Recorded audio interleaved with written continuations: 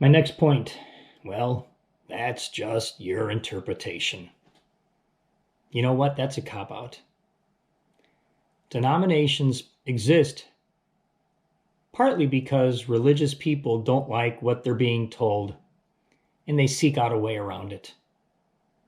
I've been in churches where people tell me, we don't kneel.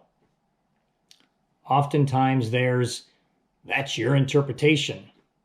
But you know what? There's also what it says. Interlinear texts are easy to find. It's very easy to get to the root meaning of a passage using these resources.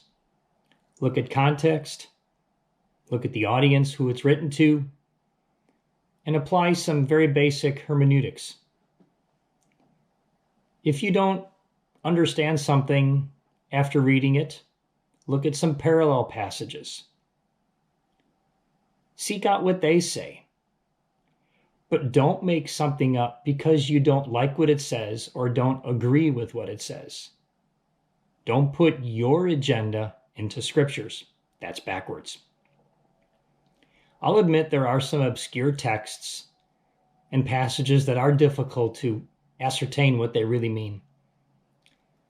But I would suggest that in most cases, it's usually around some Old Testament, some law, some obscure passages in Hebrew. But we're no longer under the law if you call yourself a Christian.